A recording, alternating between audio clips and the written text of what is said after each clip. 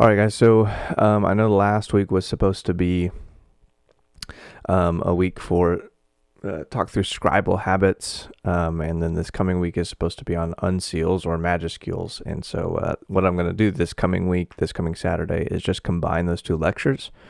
But I figured real quick, because I was looking at this week with Danny Mack, and I thought it was pretty interesting. So I figured we could walk through this together, and you could see how understanding how manuscripts work and scribes work can actually help us work through some difficulties in the text, even if we just have that apparatus. So this is at Hebrews chapter 8.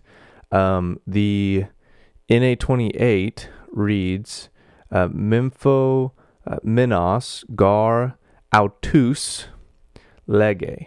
And the variant is at that autus, whether it's in the accusative, which is what the NA28 has, or the dative, autois, which is contained in P46, Vaticanus.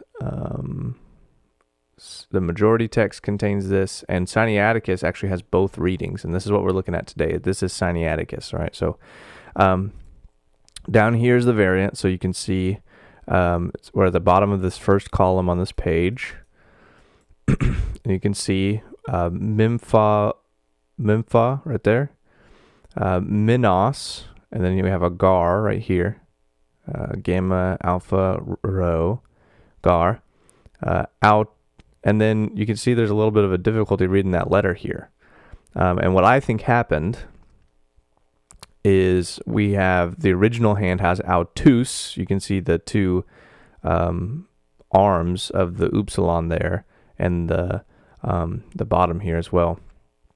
Autus, I believe, is the original reading in Sinaiticus, and it's faded enough. It looks like someone may have tried to erase it, and if they didn't try to erase it, they just tried to write over it at least, because this iota is written so high up on the line. You can see these other iotas; they're real low down here. They don't really go above any other letter,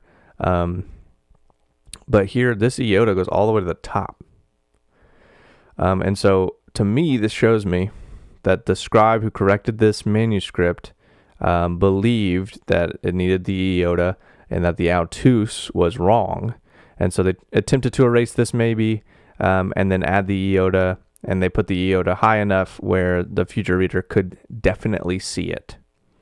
We could see that right there. Now, that's not all that the scribe did for us, though. Okay, so that's not all the scribe did for us. He also gave us a note, right? And I do believe that this note goes to this section of text. I mean, you can see how low this is on the thing.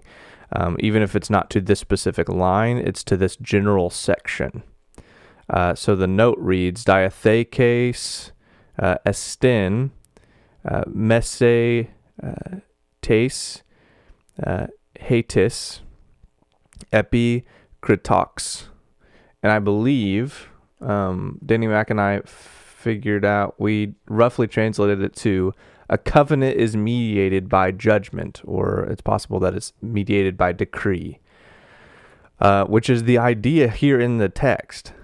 And that's what the dative actually brings across more, is that God, having problems against Israel, says to them, boom, against the covenant keepers. In the text, where the accusative has that God having a problem said to them, right? Where the dative is having a problem against them, he said, and then what follows is this giant quotation from Jeremiah that goes all the way to this column as well. I believe it ends here. Says the Lord, lege case. Kerusos,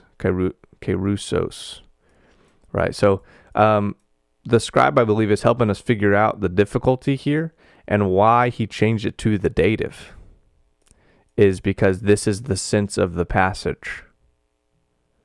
And so in our evaluating this variant, I do think that this is pretty important, and I brought it up with Danny Mack as well. We worked through this And the scribe is trying to help us out, right? That's why he's left us these notes. That's why he's changed the text in the way that he did and leave this iota here, is because the scribe is trying to help the future reader of the manuscript, right? And this is just one way that when we know how manuscripts work, when we know how kind of scribes work, that it can be pretty helpful to what we're doing.